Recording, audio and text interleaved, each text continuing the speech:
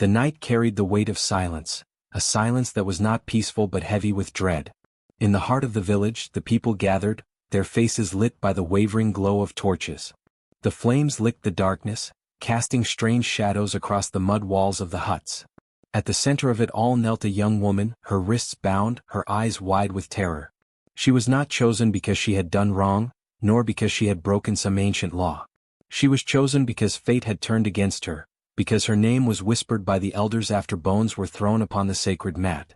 She was the offering, the blood that would please the earth and ensure the fields bore fruit again. Her cries broke the air, raw and desperate, but they bounced against hardened faces that refused to see her as human. Mothers held their children closer, turning away so they would not meet her eyes.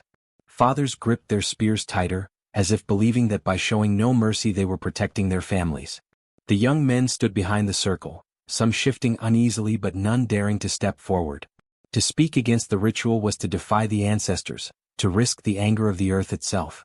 And so, her voice was swallowed by silence, a silence that grew thicker with each plea that went unanswered. She cried out to her mother, who stood with her head bowed, unable to look. She begged her father, but he did not raise his eyes. Even the children who once laughed with her now hid behind their mother's legs, peeking out only to stare at her with a mixture of fear and sorrow. She was alone. More alone than she had ever imagined one could be. The village, her people, her family, those who had once shared food, fire, and stories with her, had abandoned her to the hands of a destiny she did not choose. The drums began to sound. Slow at first, like the heartbeat of the earth itself, then rising in tempo until the very air seemed to tremble. Each beat told her what was to come. The priests approached, their bodies painted with white clay and red streaks of blood from animals slain earlier in the day. Their voices rose in chants, guttural and ancient, weaving through the smoke of burning herbs.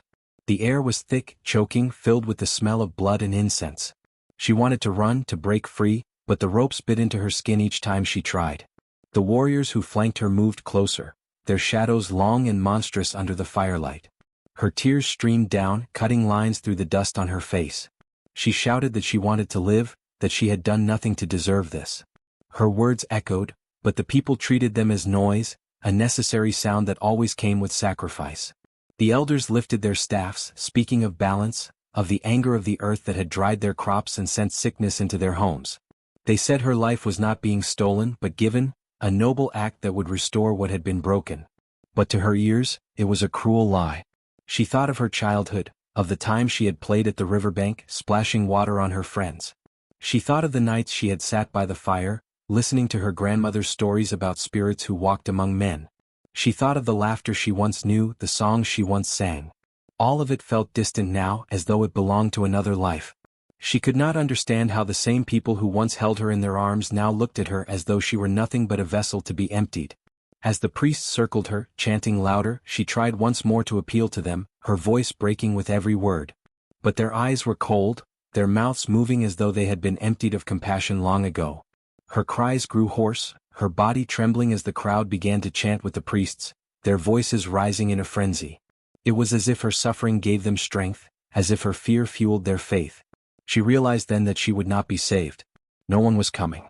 The people who should have loved her most had turned their backs, surrendering her to the earth as though she were nothing but grain to be scattered. In that moment of despair she stopped fighting. Her chest rose and fell with shuddering breaths, her eyes staring at the dark sky above. The stars blinked faintly, watching silently, distant and uncaring. She felt the cold of the earth beneath her knees, the weight of the ropes digging into her flesh, and the sting of betrayal burning hotter than the fear of death itself. She wondered if the earth truly desired her blood, if the spirits truly asked for her pain, or if it was only the cruelty of man disguised as devotion. The drums reached a feverish pace. The priests raised their knives, gleaming under the torchlight. The crowd swayed, chanting louder, drowning her last whimpers in their voices. And yet, even as her heart thundered with terror, a small spark lit inside her. A question, a defiance, a whisper of life that refused to be silenced. She was the innocent offering, abandoned by all, but the earth had not yet spoken. The night held its breath, waiting as if the soil itself was listening to the sound of her heart. Would the earth take her, or would it rise against those who spilled her blood? The moon hung high and pale, its cold glow painting the gathering with a haunting silver. The villagers stood in a wide circle around the sacred pit, their breaths heavy and solemn, though some faces held a trembling unease. At the center, the girl stood bound by woven reeds, her wrists tied though her spirit fought against the cords. She could feel the sting of fear crawling up her spine, but she clenched her teeth, refusing to let her terror be the last sound they would hear from her. The elders, draped in robes darkened with soot and ash, lifted their hands to the sky as if they alone spoke the language of the gods. Their chants rolled like waves, harsh and heavy, pressing against her ears. She tried to cry out once more, tried to remind them that she was one of their own flesh, one who had played as a child among their huts and sung at their festivals, but the chants swallowed her words. She was no longer seen as a daughter of the village, only as an offering. The eldest among them, his eyes clouded with age yet sharp with authority, stepped forward with a knife carved from obsidian. The firelight danced along its edge, sharp as truth, merciless as fate. He held it high, and the crowd lowered their heads, unwilling to watch yet too bound by belief to intervene. The girl struggled, pulling against her bonds until her skin burned, but her resistance only made them tighten their grip on her shoulders. She was forced down onto her knees, the cool earth damp beneath her. Fear knotted her throat, but even in that moment she lifted her chin, eyes blazing as though she dared the earth itself to bear witness. The knife kissed her skin just a touch at first, then slid deeper across her palm. A hot surge of pain shot through her arm, and the first drop of her blood fell heavy into the soil. Then another and another, until a thin red stream ran from her hand and soaked into the waiting ground. The chants grew louder, almost fevered, as if the sight of blood had loosened some madness within them. Her vision blurred as the fire swayed before her eyes, and she could feel her strength leaving with every drop that escaped her. The soil drank greedily. The ground darkened where her blood fell, as if the earth itself thirsted after centuries of denial. The pit beneath her seemed to breathe, the air around it tightening, pressing close, suffocating. A shiver rippled through the villagers and some exchanged uneasy glances. Yet no one moved. Their fear of the unseen was greater than their compassion for the bleeding girl. She bit down hard on her lip, refusing to scream, though her body begged for release. Her blood ran steady, its scent sharp, metallic, mingling with the smoke of burning herbs. The knife was pulled away and her hand was lifted, forcing more drops to fall into the soil. With each one she felt colder, weaker, as though the ground was pulling more than her blood, it was pulling at her very spirit. The air shifted. A sudden gust of wind swept across the gathering, snuffing out one of the smaller torches. A murmur stirred among the crowd, but the elders continued their chants, louder, desperate, as if they could control what had begun. The girl, swaying with dizziness, saw something that no one else dared look at. The soil beneath her hand was moving. Not like stirred dust or loose sand, but like breath beneath a chest, swelling and sinking, alive. Her blood disappeared into it, vanishing too quickly as if swallowed whole. Fear rippled outward from the pit. The villagers shuffled back, and even the elders faltered for a heartbeat, their voices breaking before quickly recovering. But she knew. She felt it in the marrow of her bones, that the ritual had not pleased the earth. Something older, something deeper had been awakened instead. Her hand dripped once more, her blood forming the last crimson streak across the darkening ground. The chants faltered, the wind howled, and the soil answered with a rumble so low it seemed to crawl up from beneath their feet. Her sacrifice was not complete, and the earth was not satisfied. Something within its depths stirred, waiting, watching. The girl, though weakened, locked her gaze on the ground. Her spirit, though drained, whispered silently that she was no longer just a victim. The earth had tasted her blood, and in its hunger, it had bound itself to her fate. Words each? The ground had always been the silent witness to every ritual the elders performed, but that night it chose not to stay quiet. When her blood dripped into the soil, it did not sink willingly into the earth as it had in countless ceremonies before. Instead, the ground shivered beneath their feet, a low and deep rumble rising from its depths like the growl of a sleeping beast disturbed. The villagers froze, eyes darting at one another, fear creeping into their chests. Never had the earth resisted. Never had it answered them back. The elders tried to continue, chanting louder as though their voices could drown out the trembling beneath their sandals. But the earth paid them no mind. The blood that was meant to seep into the ground sat upon its surface, beating unnaturally as though the soil itself recoiled from it. It was not acceptance, it was rejection. A woman in the crowd whispered, her voice breaking in disbelief, "The earth does not want her." Another hissed at her to be quiet, but the murmur grew, spreading like wildfire through the gathered villagers. Doubt had cracked the ritual's surface, and once it spread, nothing could contain it. The young woman, still bound and weak from the wound carved into her hand, lifted her eyes to the trembling ground. For a moment, pain left her face and was replaced by a strange understanding. She had felt the earth tremble too, but in her heart she recognized it not as rage against her, but against those who had spilled her blood. The soil beneath her was not hungry, it was angry. The rumbling grew violent, shaking the torches from their holders, sending sparks and embers swirling through the dark air. The great stone altar cracked along its base, sending a sound like thunder rolling across the hills. The elders panicked now, no longer able to mask their fear with chants.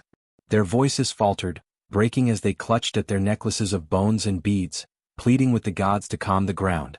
But the gods gave no answer, only the earth itself speaking through the quake, through the splitting soil, through the sharp jolts that sent villagers sprawling onto their knees. The sacrifice's blood had touched the land, but instead of appeasement, it had called forth fury. Animals in the distance howled and shrieked as though they too felt the unrest. The cattle broke from their pens, running wildly into the night. Birds erupted from the treetops, their wings beating furiously against the smoky air. Even the dogs of the village tucked their tails and bolted into the shadows, unwilling to stay in a place where the ground itself rebelled. The earth heaved again and cracks spiderwebbed outward from the altar, creeping across the ground and snaking toward the huts. A child screamed as one of the cracks split open before his feet, only to slam shut again with a deafening snap. The elders tried to salvage their ritual. One cried out, "More blood! The earth demands more." He lunged toward the young woman with a blade still dripping from her wound, but before the metal could reach her skin, the ground roared with a sound that shook the bones of every living soul. The elder was thrown backward, his weapon clattering uselessly beside him. The earth had chosen, and it was not more blood it sought, it was justice. The villagers, once obedient and complicit in the ceremony, now turned their eyes away from the elders. They had believed spilling the girl's blood would save them from drought, famine, and storms. But now, as the tremors grew, they wondered if the very rituals they had trusted for generations were the cause of their suffering. Whispers turned to shouts, accusations hurled at the leaders who had promised safety and balance with the gods. The young woman, bound though she was, became the eye of the storm, the one whose blood had exposed the lie. As the quakes grew stronger, even the night sky seemed to respond. Clouds gathered overhead, swirling unnaturally, lit from within by flickers of lightning though no rain fell. The wind rose in sharp gusts, carrying with it the acrid scent of soil torn open and roots ripped from the earth. The altar crumbled piece by piece, stones toppling and shattering upon the ground, until nothing remained but rubble. The earth rejected their offering entirely, leaving no trace of the sacred platform that had stood for centuries. The elders screamed, powerless to stop what they had unleashed, their authority dissolving as swiftly as the altar itself. The girl, trembling but alive, looked again at the soil where her blood had touched. She could feel it, deep beneath the cracks and the roar of shifting ground, a pulse. Not of hunger but of life. The earth had spoken, not in words but in its fury. It was alive, aware, and it had been wronged. Every drop of blood they had spilled before had been endured in silence, but hers was the last it would suffer.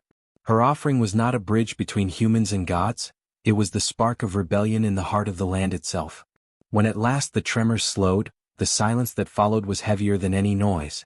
The villagers sat stunned in the dirt, their chants and cries swallowed by dread. The soil had not claimed the sacrifice and the gods had not answered. Instead, the ground itself had risen as judge. And in that moment, everyone present understood a truth that would echo in their bones for generations. The earth had been wronged, and it was only a matter of time before it demanded a price far greater than one girl's blood.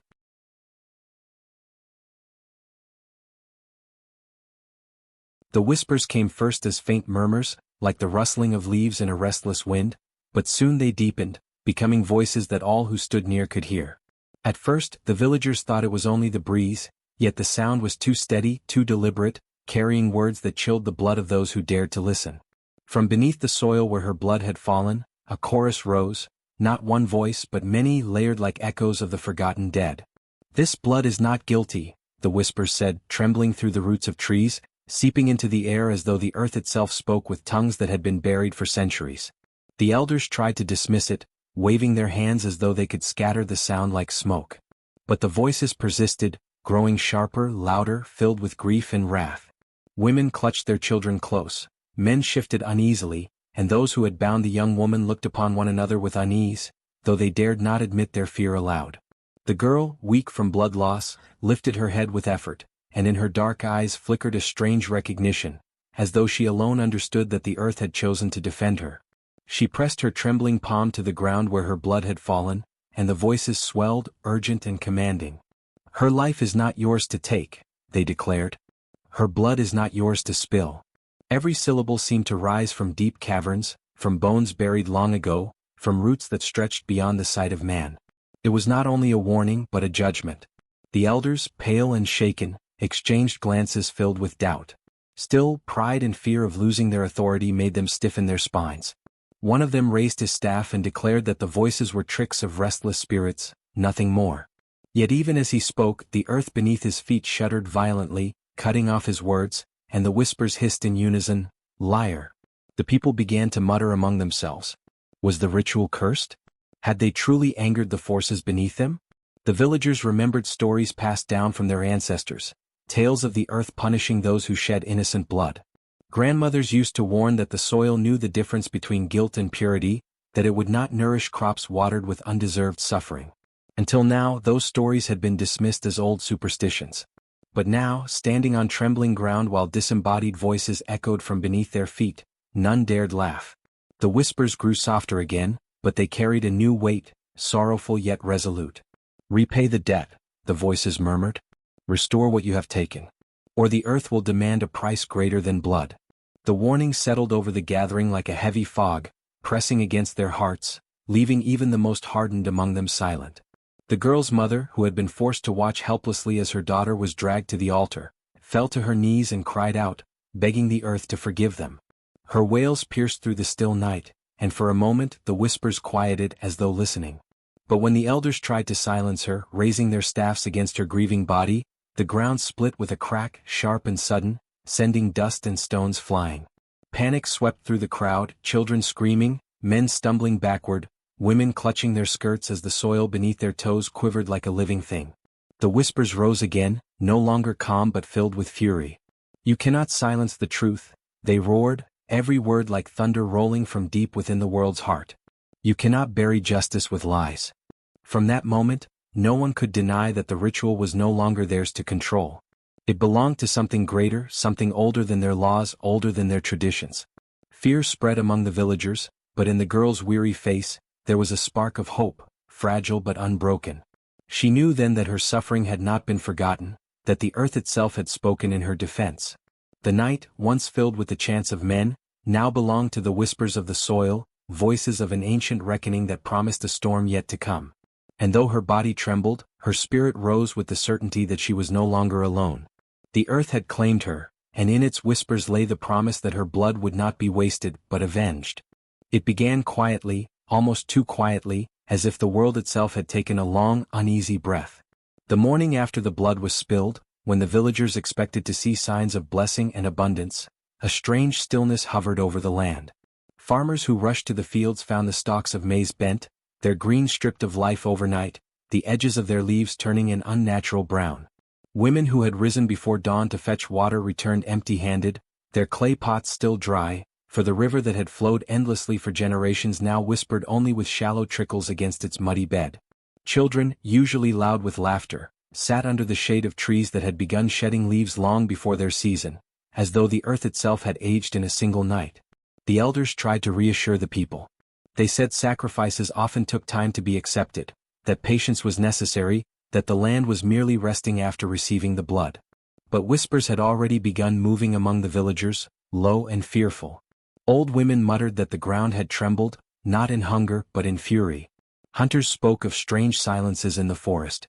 The birds that once filled the air with endless song had gone quiet, and the antelopes that were seen in herds disappeared as if spirited away by unseen hands. Even the dogs of the village, creatures loyal and fearless, refused to step near the spot where the blood had been spilled. They whimpered at night, staring at the soil as if it breathed. Within days the signs became impossible to deny. The crops, which had always thrived in the rich black earth, began to wither at their roots. The beans shriveled, their pods empty and dry before they could mature. Banana trees that once bore fruit heavy enough to bend their trunks now sagged with lifeless, brittle leaves. The yam mounds, usually swollen and strong, collapsed into the ground as though eaten away from within. Farmers dug into the soil only to find rot where life should have been. The earth was not giving back what had been entrusted to it. Instead, it seemed to be closing itself, rejecting their touch. The rivers that had always fed the fields and quenched the thirst of the people pulled back like frightened creatures. The great river that once thundered against rocks, its voice heard from far away, thinned until it became a shallow ribbon of mud. Children who once splashed along its banks stared in disbelief at fish gasping in shallow pools, their silver scales flashing as they died in the sun. Even the wells, dug deep into the belly of the land, began to taste bitter, as if the water itself had soured in anger. Then came the animals. Goats refused to graze near the fields, pulling their ropes tight and bleeding with panic. Chickens scratched aimlessly at the ground, pecking at nothing, their feathers ruffled as though sensing an unseen predator. Herds of cattle, once the pride of wealthy families, began to grow thin, their ribs showing despite full troughs of feed. Hunters returned empty-handed, reporting that the forest had turned silent, stripped of its heartbeat. No drums of hooves, no rustle of wings, no distant cries of beasts. It was as though the land had commanded its creatures to flee from human sight. Fear grew among the villagers. What had been meant to bring fortune had instead opened a wound between them and the soil. The people gathered in small groups, whispering in the dark, avoiding the gaze of the elders who had demanded the ritual. Mothers clutched their children tightly, for the nights grew heavy with unease. The winds carried dust instead of coolness, and with it came a faint, sour smell, as though the very breath of the land had spoiled. The once rich nights, filled with the croaks of frogs and the songs of crickets, now hung in suffocating silence, broken only by the distant cracking of earth as it split in the dry heat. The elders tried again to calm the people, declaring that more blood would be needed. Perhaps, they said, the earth had hungered for greater sacrifice. Perhaps the chosen girl had not been worthy enough, or perhaps her family had carried hidden sins. They whispered among themselves that the voices in the soil had not been warnings but demands for more. But the people were not convinced. They had seen with their own eyes how the land rejected what was given. They had felt the tremors under their feet, the soil shaking not with hunger but with fury. Some began to say aloud what many had only thought, that the ritual had been unjust, that the girl had been innocent, that the earth knew this, and it was vengeance, not hunger, that had begun to stir. Each day the wrath deepened. The sun blazed hotter, unrelenting, as if conspiring with the land. Shadows shrank and skin cracked under the merciless heat. The villagers who once sang as they worked, now labored in silence, dread heavy on their backs. They knew something terrible had awakened, something older and stronger than their chants, stronger than their knives, stronger than their council of elders. The soil no longer belonged to them, it listened to another call. And with each dry river, with each shriveled crop, with each vanishing beast, the people understood that a price had been demanded, a price far greater than the blood they had spilled. Her body lay motionless on the cold ground, her blood seeping into the soil that had once nurtured her village with abundance. The people had left her there, believing the ritual was complete, that their gods would be appeased, and the curse over their harvests broken. But what they did not know was that the girl they had silenced was not gone.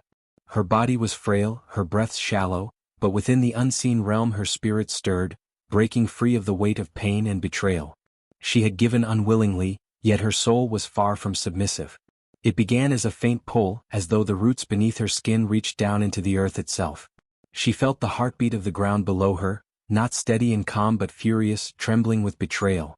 Her essence drifted like smoke, no longer bound by her mortal frame, and she saw the earth not as soil and stone but as a vast living being, ancient and powerful, aching with anger. The cries of countless victims before her echoed in its depths. Others sacrificed, others silenced, others treated as offerings when they were people with dreams and lives. Their voices mingled with hers, and together they formed a chorus of sorrow that rippled beneath the village. The girl, who in life had been voiceless, powerless, now felt the surge of something immense flowing through her. The earth called to her, its veins of fire and water binding themselves to her spirit. She was no longer only herself but a vessel for justice, carrying both the pain of her own unjust death and the fury of the wounded land. She saw the crops wilting not merely as punishment but as the earth's refusal to nurture those who had betrayed its children. She felt the rivers drying, not from chance, but because the land turned its back on the greedy. The balance had been broken, and through her, the balance would be restored. She rose, not in body but in essence. Her spirit shimmered like a shadow against the night sky, her form faintly outlined with light drawn from the moon. Her hair seemed woven from roots and vines, her eyes glowing with the molten fire hidden beneath the earth's crust. Each breath of the wind carried whispers of her name, though none dared to speak it aloud. In the village huts, those who had taken part in the ritual tossed uneasily in their sleep, restless, sensing her presence even without understanding. Their dreams turned to nightmares, images of her pale face, her eyes burning with both sorrow and rage. The earth gave her vision beyond her small world. She could see the bones buried beneath the soil, not just hers but countless others. Animals slaughtered, people sacrificed, the greed of generations feeding into the ground. The land had endured it silently for too long. Now, with her spirit awakened, silence was over. She was the voice the earth had chosen to wield, the bridge between the wronged and the mighty forces beneath. At first she did not know what to do with this newfound strength. Her spirit trembled, caught between the instinct to seek rest and the pull to rise as something greater. But as she wandered through this in-between realm, the voices of the earth wrapped around her, steadying her. "Child," they whispered, "you were taken unjustly. Through you we shall speak. Through you balance shall return." She felt her sorrow transform into fire. No longer was she only the victim lying forgotten in the dirt. She was the fury of the soil, the vengeance of the roots, the heartbeat of the ground itself. Where once her hands had been soft and human, her spirit now bore hands of stone and vine, capable of striking terror into the hearts of those who had betrayed her. Her voice, once silenced, now echoed in the rumble of the earth, in the shifting of rocks, in the rising wind that clawed at the thatched roofs of her village. The animals that had fled the withering fields began to return, not to serve the villagers, but to circle her resting place. Birds perched on branches above her, their eyes glinting with strange awareness. Wolves howled in the distance, their cries eerily synchronized, as though they were guardians acknowledging their new queen. The air grew heavy, thick with power, as the spirit of the sacrificed girl merged more deeply with the land. Her enemies, her own people, would not understand this at first. They would think her spirit restless, haunting them for what they had done. But it was more than haunting. She was no mere ghost, no fleeting shade of sorrow. She was reborn, an emissary of the earth's will. Where they had spilled her blood in arrogance, thinking they could command the soil, the earth had instead chosen her as its weapon. As dawn crept over the horizon, her body remained lifeless in the clearing, but her spirit towered above, unseen by mortal eyes. She raised her hand of light and stone, and the ground beneath the village quivered in warning. The time of waiting was over. She had awakened, and the earth's wrath would no longer be contained. Through her, the price would be demanded, and none who had betrayed her would escape the weight of justice. The night was still when the judgment began. The stars hung faintly over the village, dimmed by a haze that seemed to rise from the trembling earth itself. What began as a distant groaning beneath the soil grew louder with each passing breath, a voice too ancient to be ignored. The villagers, once huddled in fear, now stood in the open, eyes darting between the elders and the restless ground. The elders gathered in the center, robes heavy with dust, trying to maintain their composure. But their hands shook and their faces betrayed the truth. They had lost control. The sacrifice they offered, the blood they spilled, had not been accepted. The earth had rejected their gift, and now it demanded something greater, something truer. A sudden crack tore through the silence, splitting the ground near the ceremonial mound. The villagers screamed as the soil yawned open like a mouth, revealing a darkness that seemed endless. The elders stumbled back, clutching their staffs, whispering frantic prayers to gods who no longer answered. The people turned to them with wild eyes, no longer seeing leaders but cowards who had condemned them all. And then came her voice. It was not her human voice, frail and silenced by pain. It was her spirit, rising with the fury of the land. "You spilled my blood for your greed," it thundered, echoing through the air and the soil alike. "You dressed cruelty as tradition and silence as wisdom. But the earth remembers truth. The earth remembers me." The villagers fell to their knees, torn between awe and terror. They had seen her body laid upon the ritual ground, heard her cries ignored, yet now she spoke with a force that shook the mountains. Her spirit, merged with the trembling land, had become more powerful than the elders ever imagined. The first elder, trembling, raised his voice above the chaos. "We did it for survival. The harvests were failing, we needed to give the earth something to restore balance." But the soil rumbled, cutting his words short. A jagged crack split the ground at his feet, swallowing his staff whole. He screamed and stumbled back, his cries drowned by the groaning earth. The villagers gasped, but no hand reached to save him. They all knew the truth. It was not survival he sought, but power. One by one the earth claimed the guilty. A second elder fell as the ground beneath him crumbled, pulling him into the chasm with a scream that echoed long after he was gone. Another tried to flee, but the soil rose in a mound that threw him to the ground, pulling him down into the darkness. Panic spread among the remaining few, their robes catching on roots as they stumbled, but no escape awaited them. The villagers watched, their fear shifting into something new, relief. For years they had been forced to obey, forced to watch loved ones offered in cruel rituals disguised as tradition. But now the earth itself was judge and executioner, stripping power from the corrupt. Still the earth spared some. Children huddled beside their mothers, untouched by the chaos. Farmers clutching tools stood trembling but unharmed. Even the old and weak who had opposed the ritual but lacked the strength to defy it were spared. Wherever innocence lingered, the ground remained steady. The Spirit's voice filled the night again, calm yet firm. The innocent shall not fall. The soil knows the weight of guilt, and it knows the purity of truth. As the last of the guilty elders vanished beneath the earth, silence settled.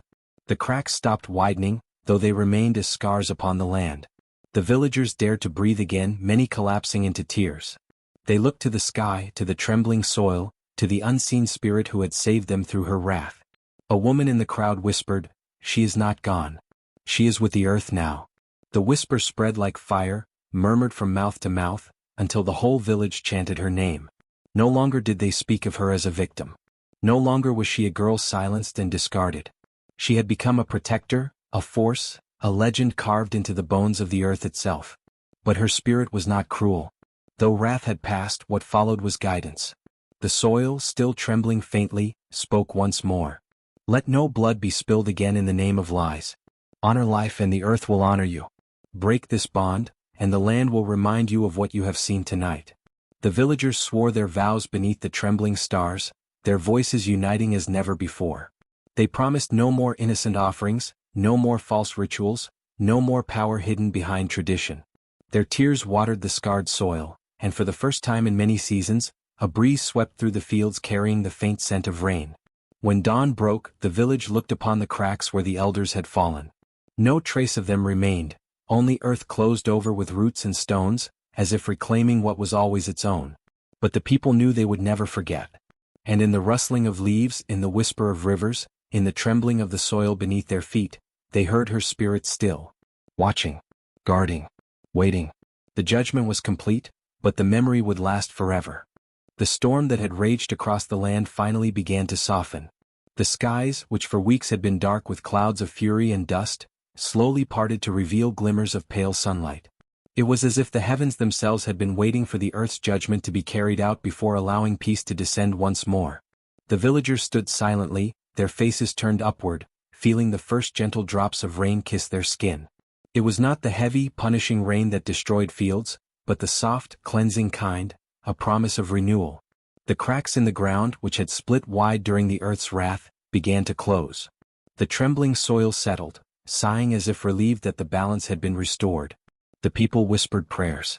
The fires of memory never die in a land that breathes through stories. Long after the judgment had swallowed the guilty and restored balance to the earth, whispers carried across villages, woven into lullabies, chants, and fireside tales. It was the story of the blooded daughter, the girl whose suffering became justice, whose blood became a covenant between the earth and its people. She had been betrayed, mocked, and marked for silence, but in her fall she rose greater than kings, greater than chiefs, greater even than the storms that once punished the wicked. Children heard her name first in fragments, tucked into warnings their mothers murmured as they ground millet or fetched water. Asterisk, do not let envy blind your heart, or the blooded daughter will remember. Asterisk, warriors, hardened by battle, retold her tale in the hushed tones of fear and awe. Asterisk, no blade can spill blood unjustly, for the earth will drink in answer. Asterisk, elders etched her memory into proverbs that rolled easily off their tongues, making her not just a girl who had lived, but a force that lived still. The legend spread far beyond the village where her bones had first lain. Travelers carried it across rivers and deserts, through forests thick with spirits, and into towns where no one had known her name before. Yet everywhere the story bent the same way. She had become the earth's vengeance, a guardian who ensured that no cry of the innocent would go unanswered. At night, when the moon was round and silver, mothers told their children of how she had once walked barefoot on cruel soil, mocked for her weakness, denied her dignity. But the same ground that had felt her blood became the weapon that punished those who wronged her. And the children, with eyes wide and unblinking, learned that their steps must be careful, that their hands must not strike unjustly, for the earth beneath them was listening, waiting. In some villages, shrines were built where her story reached. Not of gold or ivory, but of stones stacked carefully together, each one a promise. Never again would they allow the suffering of the innocent to pass in silence. Women who had been silenced by their husbands or beaten for daring to speak gathered at these shrines to pray, whispering their pain into the soil, believing the blooded daughter would carry their grievances to the earth. Men whose brothers had been killed in disputes over land came too, placing offerings of grain and gourds of milk, fearful of spilling more blood unjustly lest the ground open and claim them. Songs rose in her name. They were not the sweet, playful songs sung in harvest or courtship, but heavy songs, sung with drums that echoed like the heartbeat of the earth. In these songs she was remembered not as a victim, but as a spirit of fire and soil, whose eyes glowed in the darkness, whose blood turned to rivers that drowned injustice. The people sang them at funerals when lives were cut too short. They sang them at disputes, to remind chiefs and elders of the price of false judgment. And when lightning cracked across the sky, children pressed their faces into their mothers' laps, believing the blooded daughter was watching, reminding all that her covenant still bound the living to the soil. But as her story spread, it changed. In some places she was remembered as a girl with braids as long as rivers, who had woven her pain into a crown of thorns. In others she was said to have wings, black and feathered, that rose from her back as the earth took her side. Yet in all versions her blood was sacred, her pain transformed into justice, and her spirit bound to the land. The variations did not weaken her legend. They deepened it, making her both many in one, a daughter of every village, a warning in every tongue. Fathers taught their sons, do not raise your hand in anger. The blooded daughter watches. Mothers told their daughters, your pain is never forgotten. If the earth remembers her, it remembers you too. And slowly, a new way of living grew from her story. Disputes were settled with care, for fear of spilling blood unjustly. Chiefs grew cautious in judgment, knowing that even their power could be humbled by the crack of the earth. And women, who had for so long been silenced, found their voices strengthened by her name, speaking with the authority of one who could not be erased. There were those, however, who feared her too greatly. In some villages, the mere mention of her name was forbidden, as if speaking it aloud would summon cracks in the earth. But even in silence, the legend lived. Her story was not a flame that could be smothered, but embers carried in secret, glowing whenever injustice was near. Travelers began to speak of signs of her presence. Fields that would not yield for greedy men, rivers that swallowed warriors who had spilled innocent blood, storms that gathered over households where cruelty festered. Whether true or woven by fear, these tales only made her more real. And for every man who denied her, there was another who swore he had seen her shadow, a girl standing at the edge of the village, watching, waiting. Time did not diminish her. Generations passed, yet the blooded daughter remained on the lips of the people. Some said she had become a spirit who walked the forests, her feet never touching the ground. Others believed she had sunk into the soil itself, her heartbeat now the steady tremor felt when one pressed an ear to the earth. Children grew up fearing and respecting her, and adults lived with the constant awareness that their actions could call her wrath. Her story became not just one of vengeance, but of balance. She reminded the people that the earth was alive, that blood was not just water spilled from the body, but memory etched into soil. Every step they took was a covenant, every breath a reminder of the one who had suffered so others would be spared. Thus, the legend of the blooded daughter became eternal. She was not bound to the time of her death, nor to the place of her suffering. She lived in the proverbs, in the songs, in the whispers carried by wind and water. She lived in the trembling earth that demanded justice, in the rains that fell soft after judgment was served. And so, across villages, across rivers, across mountains, her truth echoed. No blood unjustly spilled would go unanswered by the earth.